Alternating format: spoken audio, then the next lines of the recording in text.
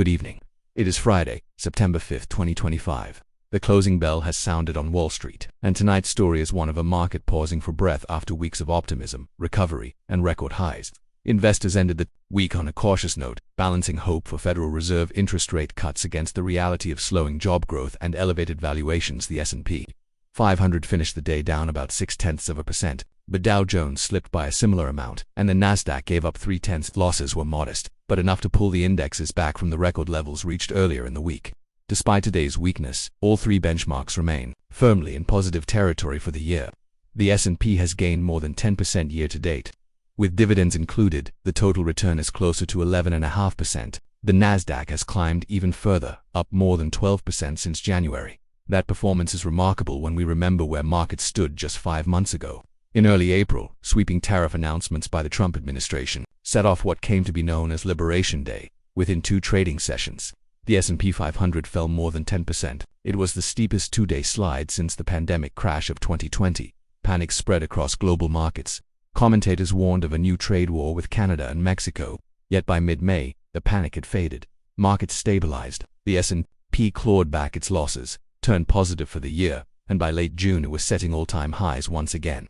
That rebound defined the summer and set the stage for September's cautious optimism. This week the mood was shaped by one piece of data above all others, the August jobs report. Employers added only 22,000 positions last month. Analysts had expected more than 150,000. The unemployment rate ticked up to 4.3%, the highest since 2021. For workers and policymakers, that was a warning sign. But for investors it was something different. The weak hiring numbers increased confidence that the Federal Reserve will cut rates at its September meeting. Futures markets put the odds of at least a quarter-point cut at nearly 100%. Traders even whispered about the possibility of a half-point reduction. Lower rates would bring relief to borrowers and lift the valuations of stocks. That is why markets surged in the days following the jobs report. On Thursday, the S&P rose nearly 1%, the Dow gained about the same, and the Nasdaq rallied even more. Friday's pullback looked more like consolidation than capitulation, but the underlying message remains. Investors are betting heavily on the Fed to deliver easier money. Bond markets reflected those bets. The yield on the 2-year Treasury note dropped to 3.59%, a sharp move lower. That tells us investors are convinced that short-term rates are heading down. Yet longer-term yields stayed high. 10-year and 30-year Treasuries still carry hefty yields compared to the recent past. Analysts call this the tale of two bond markets. On the short end, policy expectations dominate. On the long end, worries about structural inflation and heavy government borrowing persist. For stock investors, this matters. Falling short-term yields support higher multiples today, but sticky long-term yields could restrain gains tomorrow. The question every trader is asking is simple.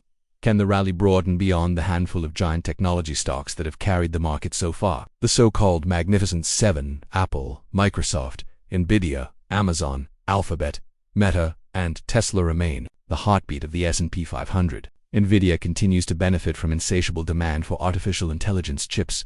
Microsoft has become a central player in cloud infrastructure and AI services. Meta has reinvented itself with strong advertising growth and new investments in virtual platforms, yet not all 7 are shining equally. Apple has struggled with concerns about smartphone demand. Tesla faces competition in electric vehicles and questions about margins. Amazon has seen solid growth in cloud services, but its retail arm has lagged. For now, these firms together account for an enormous share of the index's movement. Without them, the broader market's breath looks thin. In fact, the median stock in the S&P is still more than 10% below its high.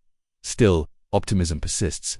Goldman Sachs projects corporate earnings will grow 7% in both 2025 and 2026. That growth justifies a forward price-to-earnings multiple of about 22, higher than the historical average, but tolerable in a low-rate world. Wells Fargo's Chris Harvey is one of the bulls. He believes the S&P could hit 7,000 by the end of this year.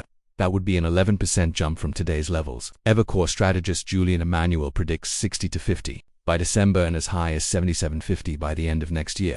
Barron's goes even further, speculating the index could reach 9,000 sooner than expected if the artificial intelligence boom accelerates. Beyond America, global markets are also enjoying strong momentum.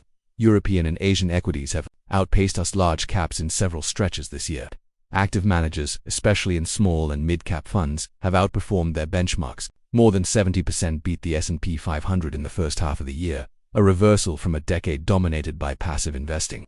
Analysts at Goldman Sachs call this a postmodern market environment. They argue we are leaving behind the long era of low inflation and declining rates. Instead, we face a future shaped by deglobalization, persistent inflation, and high government debt. In such a world, diversification and active stock picking could matter more than ever. On Friday, sector performance was mixed. Technology shares pulled back slightly, following their recent run. Financials dipped as yields moved around. Energy stocks wavered with oil prices. Consumer discretionary names were split, with travel and leisure strong but retail uneven. Defensive sectors like utilities and staples saw inflows as investors rotated toward safety. Healthcare continued to hold steady thanks to biotech innovation and strong pharmaceutical pipelines. The moves were not dramatic, but they showed traders positioning more cautiously ahead of next week's data. Looking forward, all eyes remain on the Federal Reserve's meeting scheduled for mid-September. Inflation reports due in the coming days will either confirm or challenge expectations of a rate cut. If consumer prices and producer prices come in hotter than anticipated, markets may need to scale back their hopes, creating volatility. If inflation cools, rate cuts are all but certain. The jobs data already pushed the Fed in that direction, but policymakers have signaled they want more evidence before committing. So September 5th closes with the market still near historic highs, but pausing to catch its breath.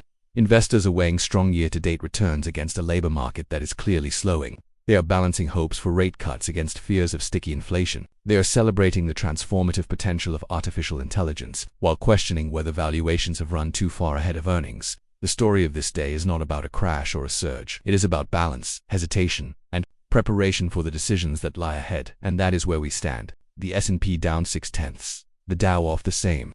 The Nasdaq softer by 0.3. Year-to-date gains remain solid. Record highs are still within sight. But the easy optimism of summer is giving way to the harder questions of autumn. What will the Fed do? How will earnings hold up? And can this rally extend beyond the Magnificent Seven? Those are the questions investors will carry into next week and the months that follow.